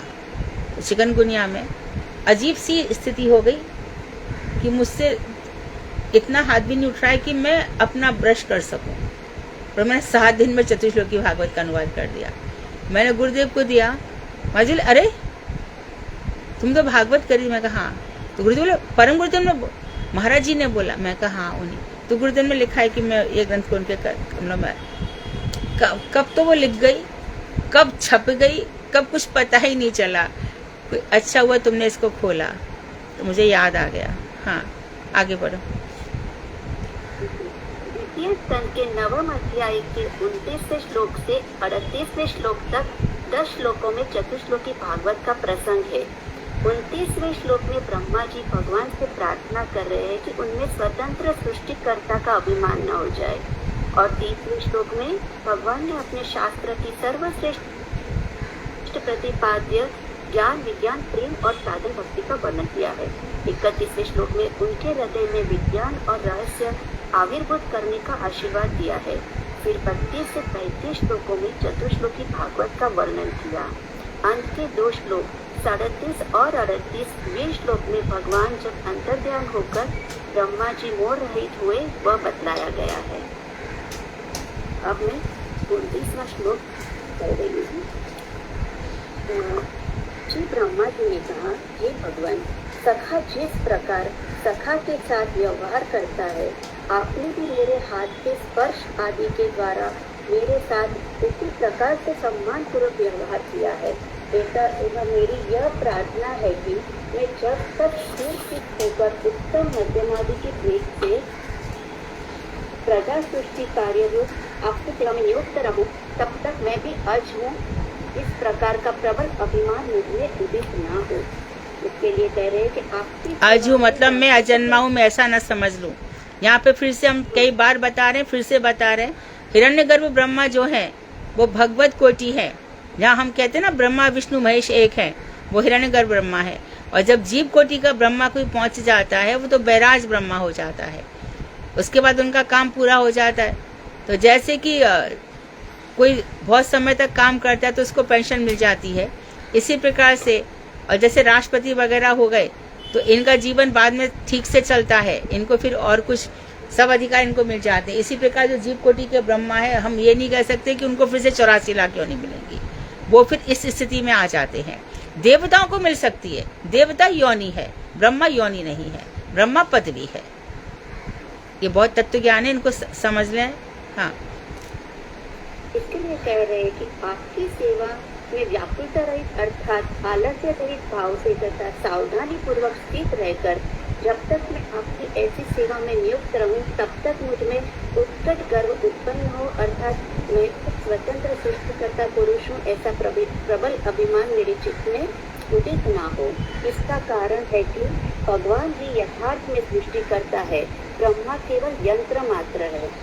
एक आदि गुरु श्री ब्रह्मा ने श्री भगवान प्रति इस प्रकार की प्रार्थना की है तथा ऐसी शरणागति मूलक प्रार्थना के फल से ही उन्हें श्रावण की योग्यता प्राप्त हुई। द्वितीय श्लोक में कह रहे कि श्री भगवान ने कहा, हे ब्राह्मण, भगवान के स्वरूप की पुस्तक और रहस्यमय प्रेमा भक्ति के साथ अत्यंत इसको समझते चलो। ज्ञान हो गया जानकारी, विज्ञान हो गया अनुभूति, और रहस्य है प्रेमा भक्ति। अत्यंत गोपनीय शब्द शास्त्रों का प्रतिपाद्य मेरा ज्ञान और उस प्रेमा भक्ति के अंग साधन भक्ति को मैं अंग हो गया साधन भक्ति, ये नोट करके रख लो। ज्ञान तो क्लियर है, विज्ञान, अनुभूति संपन्न ज्ञान। तीसरा हो गया रहस्य प्रेमा भक्ति, और तदंग है साधन भक्ति। उस प्रेमा भक्ति को कैसे प्राप्त किया जाए। तुम इसे ग्रहण करो। और फिर श्लोक में बता रहे कि एकम यहाँ पर सर्वश्रेष्ठ और अनंत गुण संपन्न गोलोकवासी श्री हरि ही वक्ता अर्थात श्री भगवान व शब्द द्वारा अभिप्रेत है। मोक्ष विषयिनी बुद्धि को ज्ञान, भक्ति विषयिनी बुद्धि को परम ज्ञान, प्रीति विषयिनी बुद्धि को परम गुह्य ज्ञान कहा जाता है। विज्ञान शब्द से शिल्प और शास्त्र विषय अनुभव ही गृहित होता है। फिर से बोल दो, फिर से बोलो। अच्छा दीदी, यहाँ पर सर्वश्रेष्ठ और अनंत गुण संपन्न गोलोकवासी श्री हरि की वक्ता, हरि ही वक्ता अर्थात श्री भगवान वाद शब्द द्वारा अभिप्रेत है। मोक्ष विषय बुद्धि को ज्ञान, मोक्ष विषय बुद्धि ज्ञान है। हाँ, परम ज्ञान क्या है? भक्ति विषय बुद्धि को परम ज्ञान कहते हैं। भक्ति विषयक बुद्धि परम ज्ञान है। समझ लो, ज्ञान और विज्ञान में अंतर। परम ज्ञान, ज्ञान हो गया मोक्ष विषयक, और भक्ति विषयक जो बुद्धि है वो हो गया परम ज्ञान। हाँ, परम ज्ञान। प्रीति विषयिनी बुद्धि को परम गुह्य ज्ञान कहा जाता है। गुह्य गोपनीय, जो भगवान से प्रेम है। गीता में भी उसको परम गोपनीय ज्ञान बताया, राज विद्या बताया उसको, राज विद्या। और यहाँ पे परम गुह्य ज्ञान बताया, प्रीति, भगवान के साथ प्रीति, ये विशेष ज्ञान है। हाँ, और विज्ञान शब्द से शिल्प और शास्त्र विषयक अनुभव भी गृहित होता है। ठीक है, शास्त्र विषयक अनुभव विज्ञान है। तो मया स्वयं भगवान रसिक शिरोमणि निगुण लीला विशारद में ही तुम्हें ये सब तत्व कह रहा हूँ। यद्यपि यह तत्व भरतादि मुनियों की भी मनोवृत्ति के अगोचर होने के कारण अब तक अव्यक्त ही था, तथापि मैं तुम्हें कृपा पूर्वक स्पष्ट रूप से बतला रहा हूँ। हे ब्रह्मन, तुम इस तत्व को महानिधि की भांति मन में परम आग्रह के साथ धारण करो। अगले 31वां श्लोक करें। स्वरूप जो मेरा जो परिमाण आकार है, सत्ता युक्त होना जो लक्षण है, तथा मेरे जो जो रूप श्याम चतुर्भुज आदि गुण भक्त वात्सल्य। देखो रूप, चलते जाओ। रूप क्या बताया है? मेरा जो श्याम रूप है, नीलवर्ण रूप है, ये रूप है। और गुण क्या बता रहे हैं? भक्त वात्सल्यादि भक्त वात्सल्यादि भगवान के गुण, हाँ और कर्म लीलाएं हैं। हाँ, कर्म भगवान की लीला है। गोवर्धन धारण, कालिय मर्दन, ये सब लीलाएं भगवान की। तुम उन सब विषयों का वैसा ही अनुभव मेरी कृपा से संपूर्ण रूप से प्राप्त करो। तो कह रहे मेरी कृपा से तुम्हें मेरे और मुझ में संबंधित समस्त प्रकार के तत्व ज्ञान की स्फूर्ति हो। इस श्लोक में यावन हम शब्द मेरे स्वरूप का प्रकाशक है। मैं गौलभ धामवासी गोपवेशधारी और गोपीपति हूँ। गोपीपति शब्द से गोपियों के उपपति को ही समझना होगा। यथा भाव शब्द द्वारा उज्ज्वल आदि विविध भावों के आश्रय का बोध होता है। यथा भाव उज्ज्वल श्रृंगारस आदि। हाँ। और पद में सुंदर से श्याम सुंदर कोटि संदर्भ लावण्यमय विग्रह आदि गणित होता है। गुण शब्द से असाधारण 4 गुण अर्थात लीला माधुरी, प्रेम माधुरी, रूप माधुरी और प्रेम माधुरी को जानना होगा। और कर्म शब्द रास लीलादि के विनोद का वाचक है। यह सब तत्व निगम के लिए भी निगुण होने के कारण निगम कर्ता ब्रह्मा के लिए भी अगोचर और दुर्बोध्य है। इसलिए कि भगवान को उन्हें आशीर्वाद देने की आवश्यकता पड़ी। 32 सृष्टि के पूर्व एकमात्र में ही था, स्थूल और सूक्ष्म तथा इन दोनों के कारण वो प्रधान अथवा प्रकृति रूप से पृथक रूप में अन्य कुछ भी नहीं था। सृष्टि के पश्चात भी एकमात्र मैं ही रहता हूँ, क्योंकि वह विश्व भी मैं ही हूँ और प्रलय में भी एकमात्र मैं ही अवशिष्ट रहता हूँ। में कह रहे कि मैं ही समस्त लोकों के मूल अर्थात मूलाधार पाताल में संकर्षण कच्छपादी रूप में रहकर पृथ्वी को धारण और पोषण करता हूँ। गोलोक और पाताल के मध्यवर्ती अन्य समस्त लोकों में भी मैं ही अपने विलास, पुरुष, गुणावतार, लीलावतार, प्राभव, वैभव, पद्मनाभ, क्षीरोदशाई आदि में अंश कला रूप में अवस्थित होकर समस्त कार्यों का समाधान करता हूँ। प्राभव वैभव से आप लोग समझ रहे हैं? प्राभव वैभव, जी हाँ बोलो।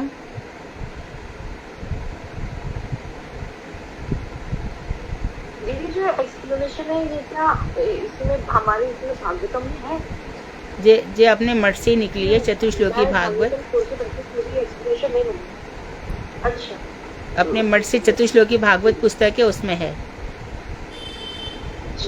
जिसमें हमारे सब गोस्वामियों की टीका है। चक्रवर्ती ठाकुर की टीका है, प्रभुपाद जी की टीका है, श्रीनिवास आचार्य की टीका है, सबकी टीकाएं हैं।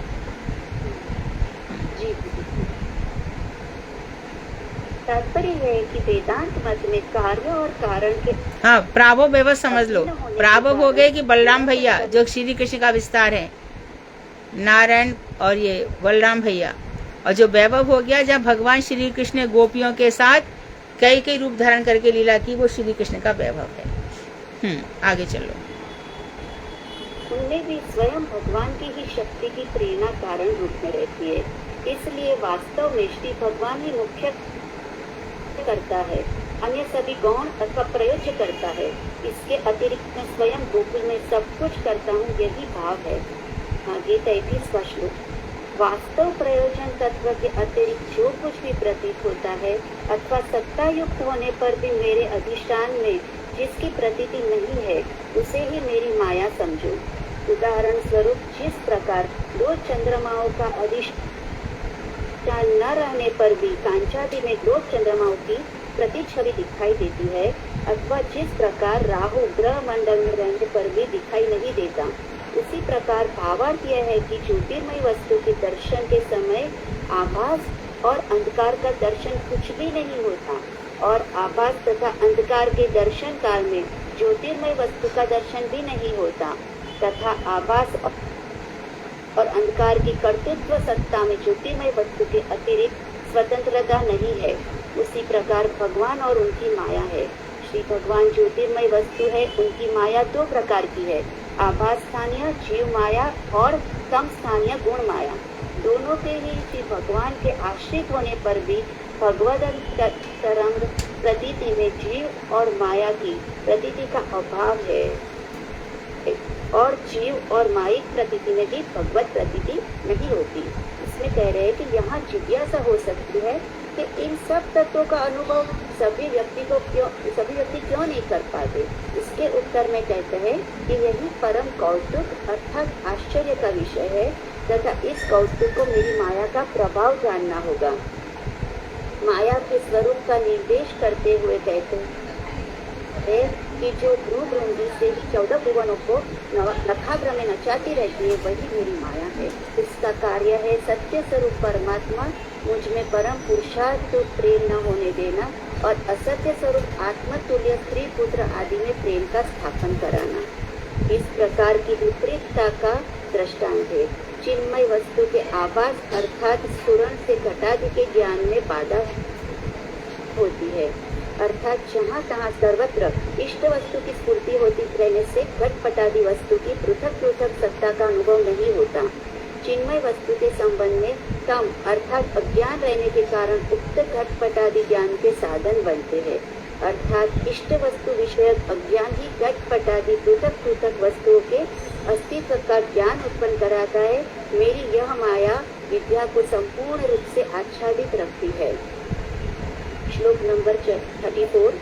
जिस प्रकार पृथ्वी जल अग्नि आदि महाभूत देव तीर्थ आदि उच्च नीच भूतों प्राणियों में प्रविष्ट होकर भी अप्रविष्ट रूप से स्वतंत्र होकर वर्तमान है, उसी प्रकार मैं भी भूतमय जगत में सभी प्राणियों में सत्वाश्रय रूप परमात्मा भाव से प्रविष्ट होकर भी पृथक भगवत स्वरूप में सभी के भीतर में और बाहर में स्फुरित होता हूँ। इसमें कह रहे हैं कि श्री कृष्ण अपने स्वरूप की विभुता और परिच्छिन्नता तथा लीला की प्रकटता और अप्रकटता विषयों को दृष्टांत सहित निरूपण कर रहे हैं। पृथ्वी जल अग्नि वायु आकाश आदि पंच महाभूत युगपत विभु और परिच्छिन्न तथा प्रकट और अप्रकट रूप में विराजमान रहते हैं। विभु रूप में पृथ्वी अनंत कोटि ब्रह्मांडों में व्याप्त है तथा मिट्टी के लौष्ट्र मिट्टी के ढेले आदि के रूप में परिच्छिन्न है। विभु रूप में जल अर्थात कारण समुद्र ब्रह्मांड का आधार है और ओले के रूप में परिच्छिन्न है। विभु रूप में अग्नि सूक्ष्म ब्रह्म आदि स्वरूप है और दीप शिखादि रूप में परिच्छिन्न है। विभु रूप में वायु सर्वगत होकर व्यापी है तथा तूफान या बवंडर रूप में परिच्छिन्न है। विभु रूप में आकाश भी सर्वगत होकर व्यापी है और घटकादि में रूप में परिच्छिन्न है। आपको चतुश्लोकी भागवत से आपने प्रसंग लिया वो तो बहुत अच्छा किया, लेकिन ये जो अर्थ है ना, जब आप ही नहीं समझ पा रहे हो तो आप हाँ तो आपको फिर भागवत में से लेना चाहिए था, क्योंकि ये सब के ऊपर से जा रहा है। तो मैं उसमें से करूँ दीदी? हाँ, तो ये 31 से 39 श्लोक तक बोलते बोलते वो ग्रंथ बहुत कठिन है, बहुत हाई लेवल का ग्रंथ है। आपने प्रसंग बताया वो बहुत अच्छा बताया, लेकिन ये खाली रीडिंग हो गई। ठीक है दीदी, तो मैं उसी में चालू कर देती हूँ इसके बाद का श्लोक से, ठीक है? अब है श्लोक नंबर 35। 35 में कह रहे हैं कि आत्म तत्व की जिज्ञासु व्यक्ति मेरे स्वरूप तत्व का अनुवृत्ति और व्यावृत्ति क्रम से अर्थात विधि निषेध द्वारा विचार करके जो वस्तु सर्वत्र और सर्वदा नित्य है, तो कह रहे हैं कि आत्म तत्व की जिज्ञासु व्यक्ति मेरे स्वरूप तत्व का अनुवृत्ति और व्यावृत्ति निष्कासन क्रम से अथवा विधि और निषेध द्वारा विचार करके जो से सर्वत्र और सर्वदा नित्य है उस विषय में ही परिप्रश्न करेंगे। श्लोक नंबर 30 से ये ब्राह्मण तुम चित्त की परम एकाग्रता के साथ मेरे इस मत का अनुष्ठान करो। इसी से कल्प कल्प में विविध प्रकार की सृष्टि करके भी तुम मैं ही सृष्टि करता हूँ। इस प्रकार के अहंकार से कभी भी विमुक्त नहीं होती। भगवान कह रहे हैं कि तुम्हें मेरा ही चिंतन करो और चित्त की एकाग्रता से मैंने जो भी तुम्हें बताया उसका अनुष्ठान करो। वो करने से तुम्हें सृष्टिकर्ता का अभिमान नहीं होगा। फिर सुखदेव जी गोस्वामी कह रहे हैं कि अलौकिक नित्य शरीरी श्री हरि ने लोगों के परम अधिपति पितामह ब्रह्मा जी को इस प्रकार उपदेश प्रदान करके उनके ही समक्ष ही अपने उस रूप को अंतर्हित कर दिया। भगवान ने ब्रह्मा जी को सौंदर्य और सौरभ्य से युक्त अपने रूप का प्रत्यक्ष दर्शन दिया था और उनका वह स्वरूप जब ब्रह्मा जी के सम्मुख ही अंतरित हो गया, तब सर्वभूतमय ब्रह्मा जी ने श्री हरि के उद्देश्य से हाथ जोड़कर प्रणाम किया और पूर्व कल्पों में जैसी सृष्टि थी उसी के समान इस विश्व की भी सृष्टि की। चतुश्लोकी भागवत को सुनने के बाद किसी एक समय धर्म का पालन करने वाले ब्रह्मा जी ने समस्त प्रजाओं के मंगल की कामना करके स्वयं यम नियम आदि का अनुष्ठान किया, जिससे कि उनके आचरण से शिक्षा प्राप्त करके प्रजा भी यम नियम आदि का पालन करे। श्री ब्रह्मा जी के पैतृक धन के अधिकारी उनके पुत्रों में से श्री नारद ही भक्ति होने के कारण उनके प्रियतम पुत्र है। परम वैष्णव देवर्षि श्री नारद मायाधीश्वर श्री विष्णु की माया के तत्वों को जानने की इच्छा से बड़े ही प्रणत भाव से अपने गुरु पिता की सेवा में तत्पर हो गए। उन्होंने अपने चरित्र, विनय और संयम आदि से अपने पिता ब्रह्मा जी को संतुष्ट कर लिया। हे महाराज परीक्षित, जब श्री नारद ने लोक पितामह और अपने पिता ब्रह्मा जी को इस प्रकार प्रसन्न और संतुष्ट देखा, तब उन्होंने उनसे वही समस्त प्रश्न पूछे थे जो आप मुझसे पूछ रहे हैं। श्री नारद के प्रश्नों से ब्रह्मा जी और भी प्रसन्न हो गए और तब प्राणियों के सृष्टा ब्रह्मा जी ने सर्ग विसर्ग आदि 10 लक्षणों से युक्त श्री भागवत पुराण अपने पुत्र श्री नारद जी को सुनाया, जिसका उद्देश्य स्वयं भगवान ने प्रदान किया था। जब भागवत शास्त्र मुझे सांप्रदायिक गुरु परंपरा से प्राप्त हुआ है, जिस समय परम तेजस्वी महर्षि वेदव्यास सरस्वती नदी के तट पर ब्रह्म श्री कृष्ण के ध्यान में मग्न थे, उस समय देवर्षि नारद ने उन्हें इसी चतुश्लोकी भागवत को कहा था। ये विश्व विराट पुरुष से किस प्रकार उत्पन्न होता है, यह आपने मुझसे पूछा है। मैं श्री भागवत पुराण की व्याख्या के रूप में आपसे इस प्रश्न का एवं अन्य समस्त प्रश्नों का उत्तर क्रमबद्ध बताऊंगा, आप श्रवण कीजिएगा।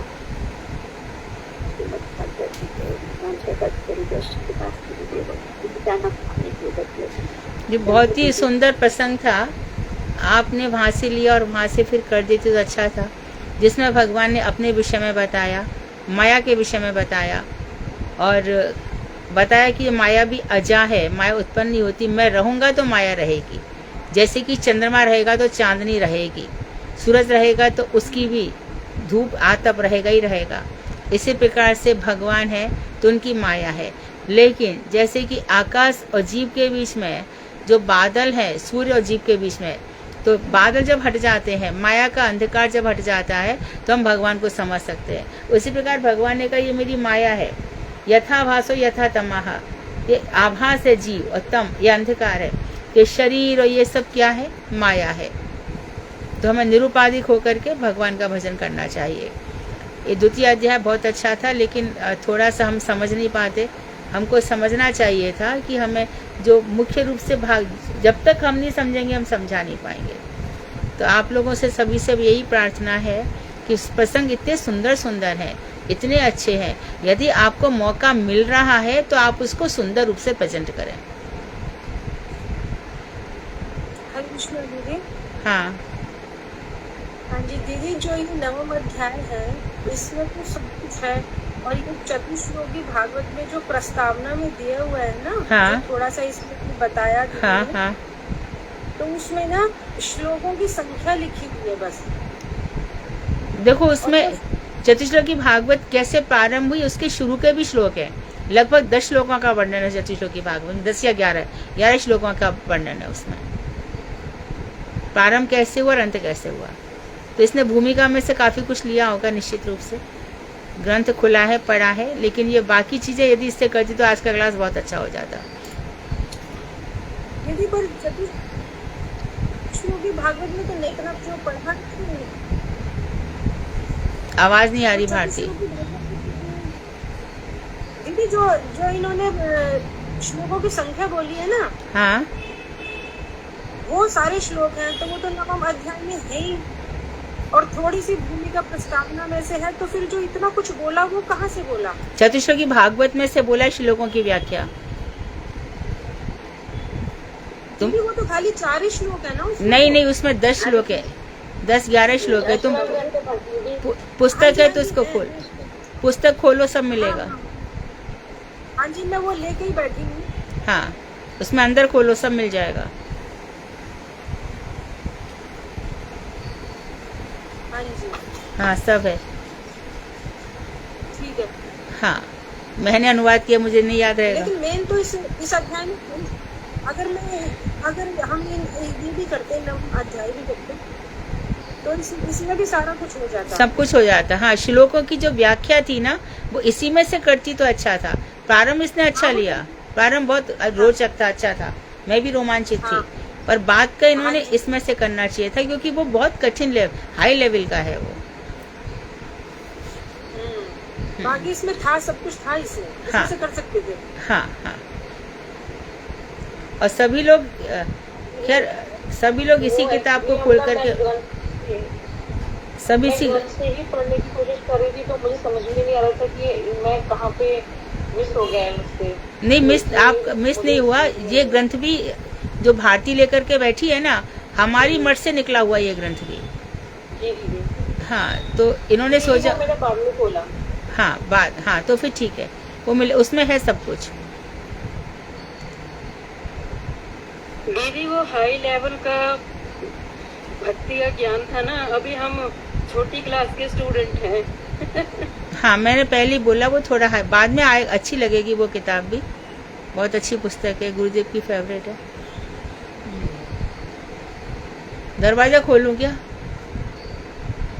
अरे दरवाजा खोलना भाई। हाँ अच्छा है, थोड़ा सा और समझ लेती तो अच्छा था। जो भी बोलो समझ के बोलो, बहुत रोचक विषय था। ठीक है, कल तो अंतिम अध्याय हो जाएगा द्वितीय स्कंध का। अंतिम अध्याय में क्या बता रहे हैं, कौन बोल रहा है कल?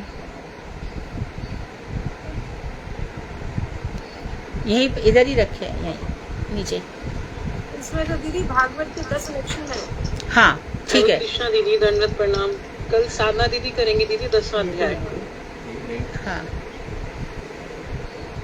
क्या हो गया पंडित जी? हाँ ये लेके जाना है। ऊपर का बोल रहा है, नीचे जो थैले रखे हैं ना। हाँ तो भागवत के 12 स्कंध है, उसमें प्रथम स्कंध है अधिकारी, दूसरा स्कंद है साधन, और तीसरा जब कोई महापुराण होता है तो उसके 10 लक्षण होते हैं। तो तृतीय स्कंद अब आएगा सर्ग, चतुर्थ स्कंद आएगा विसर्ग, 5वां स्कंद आएगा स्थान, छठा स्कंद होगा सर्ग विसर्ग स्थान, छठा पोषण, छोटा पोषण होगा, 7वां ऊती होगा, 8वां कर्म ऊती या कर्म वासना, 8वां मनवंतर होगा, 9वां ईशानु कथा होगा, 10वां निरोध, 11वां मुक्ति और 12वां आश्रय। ऐसे करके श्रीमद् भागवत के 12 स्कंध हैं। तो उनके लक्षण बताए जाएंगे कि किसी भी ग्रंथ को महापुराण क्यों कहा जाता है। बाकी सब पुराण है और श्रीमद् भागवत महापुराण है, ये बताया जाएगा। तो कल का चैप्टर भी बहुत अच्छा है, तो विस्तार से सुनेंगे ध्यान से। आज कीर्तन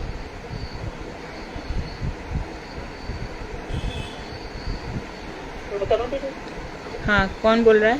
विनीता? जी दीदी। हाँ गाओ।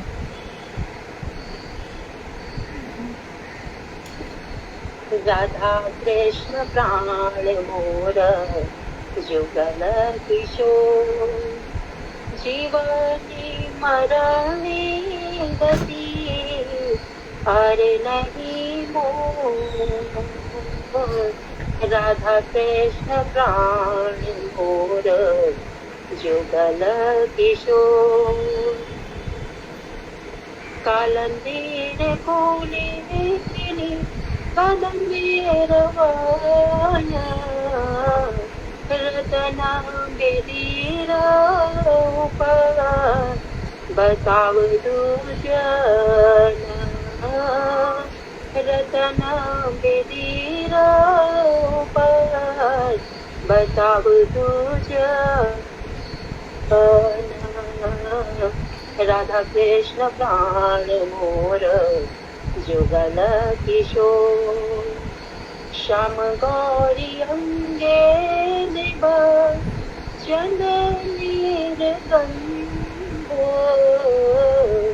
श्याम गौरी अंगे निभ चंदनीर गंध, श्यामर डुलावो कबे तेरी को मुख चंद्र श्यामर डुलावो कबे तेरी को मुख चंद्र राधा कृष्ण प्राण मोर जुगल किशोर गतिया माला तीर माला दिगो दोहार गले अधरे सुनिया दिगो कर्पूर तांबूले अधरे सुनिया दिगो कर्पूर तांबूले राधा कृष्ण प्राण मोर जुगल किशोर ललिता विशाखादि जत सखी वृंद ललिता विशाखादि जत सखी वृंद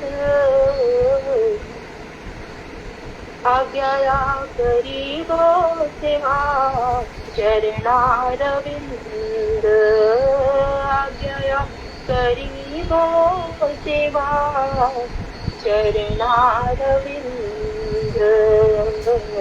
राधा कृष्ण प्राण मोर जुगल किशोर श्री कृष्ण चैतन्य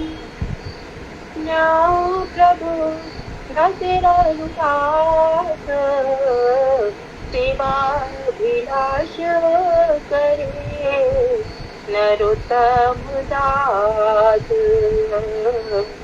राधा कृष्ण प्राण मोर जुगल किशोर हरे कृष्ण कृष्ण कृष्ण हरे हरे हरे राम राम राम हरे हरे हरे कृष्ण